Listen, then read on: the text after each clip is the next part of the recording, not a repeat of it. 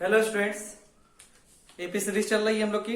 AP series में आपने question भी लगाया होगा, कुछ हम लोग कॉन्सेप्ट भी पढ़ चुके थे एनएट टर्म का, और उसमें सारी चीजें समझ चुके थे। कोई दिक्कत होगी पूछते रहिएगा, ठीक है।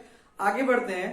आगे बढ़ने पे आते हैं कि अगर किसी टर्म का हम लोग किसी एनएट टर्म के बारे में निकालना सीखे थे कि एनएट टर्म कैसे निकलता है, T N equal to A plus N minus one into D. तो अब आगे हम लोग क्या पढ़ेंगे, उस एनएट टर्म का सम निकालना। मतलब कि अभी तक टर्म की बात हो रही थी, अब किसकी बात होगी, सम की बात होगी, ठीक है। और इसका डायरेक्ट फॉर्मूला मैं आप लोग को अप्लाई करवाऊंगा। बाकी अगर आपको प्रूफ पढ़ना होगा, प्रूफ आता नहीं एग्जाम में, अगर प्रूफ पूछना होगा तो मुझसे अलग से पूछ सकते हैं, कमेंट कर दीजिएगा, ठीक। हम लोग किस पे आते हैं, the sum of the nth term of an AP. Arithmetic series चल रही है।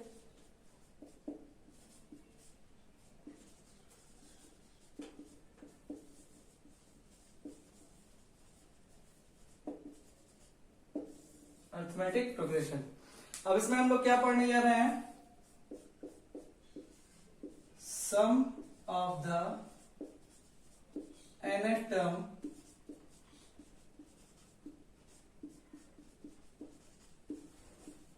ऑफ एन एपी, ठीक है। किसी भी एपी के एनएट टर्म के सम निकालने के दो फॉर्मूले होते हैं, दोनों फॉर्मूले को पढ़ना है और दोनों फॉर्मूले को समझना है, ठीक है। तो सबसे पहले पहला फॉर्मूला क्या होता है, S N equal to, S N का मतलब, एन का मतलब number of term, N number of term, S का मतलब सम, तो S N equal to N by two A plus N minus one into में डी, ठीक है। डी क्या है, वही पहले की तरह कॉमन डिफरेंस। एन क्या है, नंबर ऑफ टर्म, जितने भी नंबर ऑफ टर्म होंगे, जितने भी टर्म्स होंगे उसमें। ए क्या है, फर्स्ट टर्म है। एन क्या है, वही नंबर ऑफ टर्म। और एस एन क्या है, सम ऑफ, मतलब उस सीरीज का सम।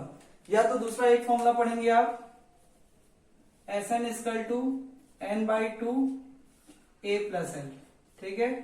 एल क्या है, लास्ट टर्म, ए क्या है, फर्स्ट टर्म, एन क्या है, number of term, S N क्या है, sum of the nth term.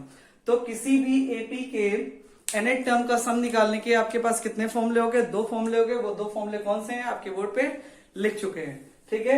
अब इस फॉर्मूले को आप रख लीजिएगा, ठीक, और कोई डाउट नहीं आने वाला है। अब आगे अगर आपको इसका प्रूफ पूछना होगा तो मुझसे कमेंट करके पूछ लीजिएगा। चलिए क्वेश्चंस पे आते हैं। चलिए बोर्ड पे देखिए ध्यान से। जैसे आप टर्म के क्वेश्चन लगाए थे वैसे ही आपको सम के क्वेश्चन लगाने हैं, बशर्ते आपके पास कंडीशन क्या है कि जो फॉर्मूला था वो अब क्या हो जाएगा, चेंज हो जाएगा। बाकी सारी कहानी, अगर आपका कॉन्सेप्ट वहां पे क्लियर था तो आप यहाँ के क्वेश्चन को लगाने में दिक्कत नहीं होगी, ठीक है। तो वहां के कॉन्सेप्ट को क्लियर कर लीजिए अच्छे से, तब यहाँ के क्वेश्चन लगाएंगे तो ज्यादा बेहतर रहेगा। देखिए कुछ भी नहीं है, find the sum of the first 22 term of an AP. और एपी क्या है, 8 3 minus 2 and so on dot dot dot, इसके आगे है। अच्छा, अगर ये एपी है तो इस एपी सीरीज का जो फर्स्ट टर्म होगा, जो ए होगा, वो 8 होगा, ठीक है। जो इस एपी सीरीज का कॉमन डिफरेंस होगा 3 माइनस 8, 3 माइनस 8 कितना होता है, माइनस का 5 हो गया, ठीक। अब हमको किसका निकालना, सम ऑफ द फर्स्ट 22 टर्म, यानी एन की वैल्यू कितनी हो जाएगी, 22 हो जाएगी, क्लियर है। अब हम लोग फॉर्मूला अप्लीकेबल करेंगे तो S N equal to N by two A plus N minus one into D. देखिए यहाँ पे ये वाला फॉर्मूला अप्लाई किया मैंने। एक और फॉर्मूला है S N equal to N by two A plus L. L का मतलब लास्ट टर्म, क्या लास्ट टर्म हम लोग को नोन है, नहीं है, तो लास्ट टर्म नोन नहीं है तो ये फॉर्मूला, और लास्ट टर्म नोन होगा तो वो वाला फॉर्मूला, क्लियर। तो लास्ट टर्म हमारे पास नोन है, नहीं है, तो हम लोग इसलिए ये वाला फॉर्मूला लगाए।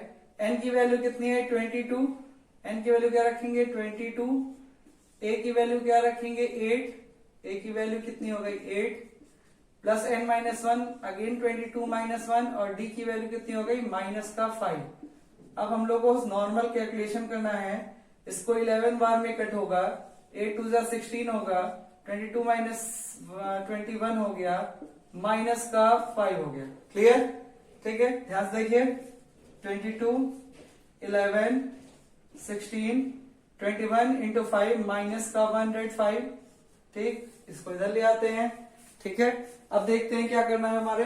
अब इसके बाद माइनस करते हैं 11 और 16 माइनस 105। अच्छा, 105 में से पहले हम लोग 6 का माइनस कर देते हैं तो 99 आ गया, और 99 में से 10 माइनस कर देते हैं तो 89 आ गया, ठीक है। अब इसको मल्टीप्लाई करते हैं तो आ जाएगा माइनस का 89 इंटू 11। आप अपने अकॉर्डिंग कर लीजिएगा, जैसे करते हैं ऐसे मल्टीप्लाई। 89, 89, 9, 7, 8 और 1 नहीं, यहाँ 8 ही रहेगा। 8 और 1 9, 9, 7, 9 माइनस का 9, 7, 9 ये हमारा फाइनल क्या होगा, आंसर होगा। माइनस का 9, 7, 9 ये हमारा क्या होगा, फाइनल आंसर होगा। आसान था। बस आपको क्या करना है, दिमाग लगाना है। क्या दिमाग लगाना है कि जो टर्म पे हम लोग कॉन्सेप्ट लगाए थे वही हम लोग को किस पे लगाना है, सम पे लगाना है। ठीक, पहली बात। दूसरी बात ये कि फॉर्मूले बस चेंज हो गए। यहाँ पे सम की बात हो गई थी, वहां पे सम ऑफ द 22 हम यहाँ निकालना, वहां पे क्या निकालना था, 22 टर्म क्या होगा, तो एन की वैल्यू 22 रख दे रहे थे। T N equal to A plus N minus 1 into D में। क्लियर है, नोट करिए। चलिए एक अच्छा क्वेश्चन है, अक्सर एग्जाम में पूछ देता है 2 नंबर में। Find the sum of the first 1000 positive integers. कि सम ऑफ द फर्स्ट मतलब पहले 1000 तक के पॉजिटिव इंटीजर्स का सम क्या होगा। तो उसके लिए दिमाग में एक चीज बैठाइए कि पहला नंबर अगर पॉजिटिव इंटीजर में लिखते हैं तो 1 होगा, दूसरा नंबर क्या होगा, 2 होगा, तीसरा नंबर 3 होगा, कहां तक होगा, 1000 तक। ठीक, ए की वैल्यू कितनी हो गई, 1 हो गई। बी की वैल्यू कॉमन डिफरेंस है, ये भी कितनी हो गई, 2 - 1 1 हो गई। एन की वैल्यू नंबर ऑफ टर्म कितना है, 1000। एक से लेके 1000 तक कितना हो गया, 1000। अब इसके बाद क्या करेंगे हम लोग को, find the sum of the first positive integers. तो S N equal to n/2 formula याद होना चाहिए, 2a plus n minus 1 into D. Clear है। अब दिमाग में क्या रखना है, दिमाग में ये रखना है कि n की वैल्यू क्या रखेंगे, फर्स्ट पॉजिटिव इंटीजर है तो n की वैल्यू 1000, n की वैल्यू 1000, 2a की वैल्यू 1, 2 1 जा 1, 2 1 जा 2। ठीक, n माइनस 1 है तो 1000 माइनस 1 999, d की वैल्यू 1 है। कोई डाउट है, कोई दिक्कत नहीं ना है। चलो देखते हैं आगे। इसमें क्या हो जाएगा, 1000, ये क्या हो जाएगा 500, ये क्या हो जाएगा 2 प्लस 999। आगे इसको सॉल्व करेंगे तो s 1000 इक्वल टू 500। अच्छा, ये और ये टोटल मिला कितना हो जाएगा, 1001, 1001, 909 और 2, 99 और 2, 1001 हो गया। इसका मल्टीप्लाई करेंगे 5005 और 00। This is the final answer of this question. Clear है। चलिए इसको ध्यान से नोट करिए, आसान क्वेश्चन था, समझिए अच्छे से। चलिए देखिए, ये बहुत ही ज्यादा इंपॉर्टेंट क्वेश्चन है। इस तरह के क्वेश्चन आपको एपी में कई बार दिखाई देंगे। ठीक है, और ये आते भी हैं, हर साल आते हैं इस तरह के क्वेश्चन, इसलिए दिमाग में बैठाए रखिएगा। क्या बैठाना है, if the sum of the pth term of an AP is q and qth term of an AP is p। सबसे पहले जो कहा है वो लिख लीजिए, तब क्वेश्चन आसान हो जाता है। pth टर्म इज कितना है q, और एक लाइन खींच दीजिए, qth टर्म कितना है p। pth टर्म q है, qth टर्म p है। तो पूछ क्या रहा है हमसे कि p प्लस qth टर्म यानी p प्लस q। देखिए pth टर्म बोला है तो यहाँ tp लिख दिए हैं, qth टर्म बोला है तो tq लिख दिए हैं। क्या पूछा है, p प्लस qth टर्म, तो tp प्लस q निकालना है। We have to find the value of p plus qth term. ठीक है, तो pth टर्म कितना है हमारे पास, p/2 2a plus p minus, अच्छा pth टर्म एक चीज दिक्कत हो गया है, सम ऑफ द, नहीं ये सही लिखा है, p/2 2a plus p minus 1 into D equal to q। अच्छा ध्यान दीजिएगा, sum of the pth term बोला है, sum of the nth term क्या होता है, n/2 2a plus n minus 1 into D. तो sum of the pth term क्या हो जाएगा, p/2, n की जगह क्या हो जाएगा p/2, क्योंकि यहाँ n है तो n आ रहा था, p है तो p आएगा इक्वल टू इतना। तो इसको जब हम आगे सॉल्व करेंगे, इसका मल्टीप्लाई इसमें कीजिए, इसका मल्टीप्लाई इसमें कीजिए, सही है। इसका टू क्यू, 2 से 2 कट गया, AP plus p/2 p minus 1 into D बराबर क्यू। इसको इक्वेशन नंबर 1। अब इसकी जरूरत पड़ेगी हम लोग को, ठीक है, इसकी जरूरत पड़ेगी। आगे टी क्यू इक्वल टू कितना हो जाएगा, q/2 2a plus q minus 1 into D बराबर p है। इसको कट करेंगे, देखिए मल्टीप्लाई करते हैं तो 2 से 2 cancel, qa q/2 q minus 1 into D बराबर कितना हो गया p, इक्वेशन नंबर 2। अब इक्वेशन 1 माइनस इक्वेशन 2 कर देंगे। क्या कर देंगे? Equation 1 minus equation number 2। तो इक्वेशन 1 माइनस 2 करेंगे, यहीं पे मैं करता हूं, इक्वेशन 1 माइनस 2 करेंगे।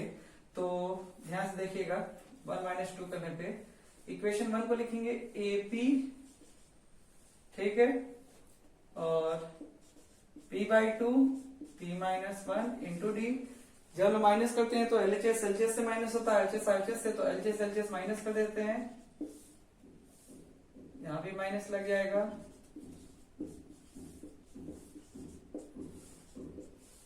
कोई तकलीफ?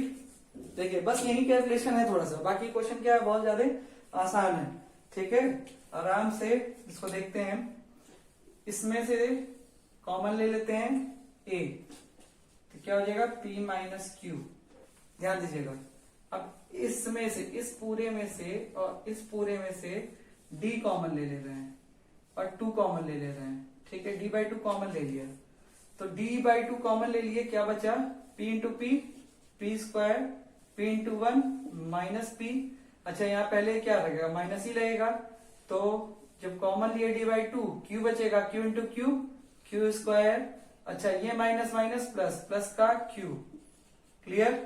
थोड़ी सी तकलीफ होगी आपको, क्योंकि बचपन में आप क्या करते थे, कैलकुलेशन पे ध्यान नहीं देते थे जो लोग, उनके साथ थोड़ी दिक्कत होगी। यहां तक क्लियर है?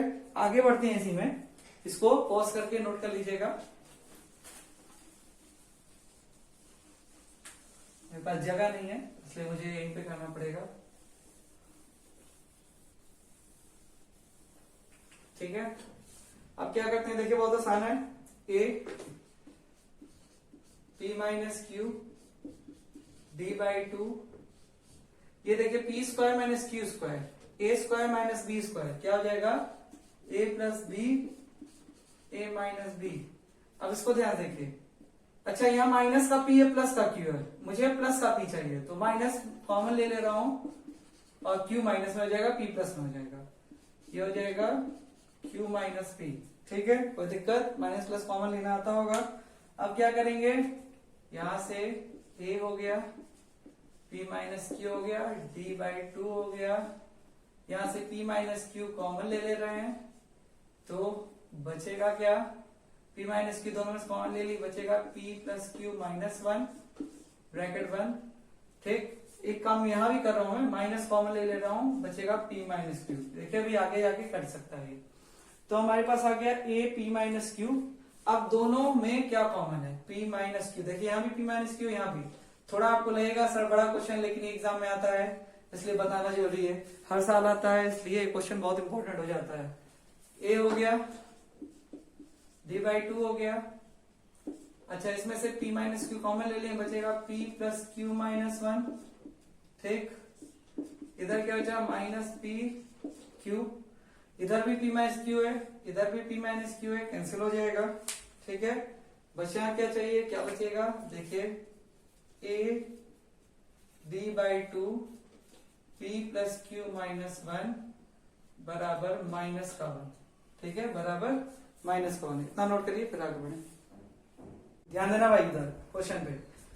इसका हम लोग क्रॉस मल्टीप्लाई कर ले रहे हैं, सॉरी एलसीएम ले रहे हैं। एलसीएम लेंगे, यहाँ पे 2a आ जाएगा, यहाँ पे p plus q minus 1 d, और नीचे जो पूरा एलसीएम लेने में 2 आया था, वो 2 इसके पास चला गया। देखो यहाँ पे एलसीएम लेने पे 2 आता, तो 2 यहाँ पे चला गया। कोई दिक्कत? अब थोड़ी देर यहाँ पे सोचो, इसको पॉज करके नोट किए हुए हो।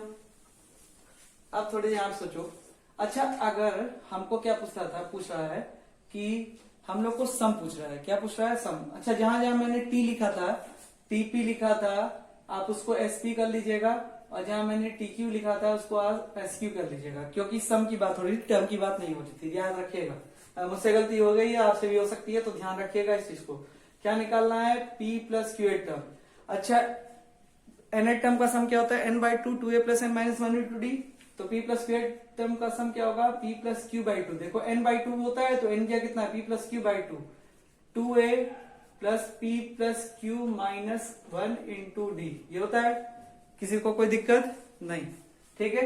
अब थोड़ी देर ध्यान देखो, ये जो वैल्यू आई है, ये हमको क्वेश्चन में मिल रही है, वहां पे मिल रही है। देखो ध्यान देखो पहचानो, क्वेश्चन में मिल रही है। तो 2a plus P plus q minus 1 into D बराबर -2। तो 2a plus P plus q minus 1 into D बराबर कितना हो जाएगा, -2।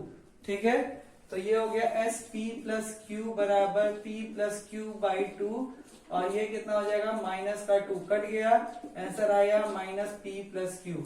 This is the final answer.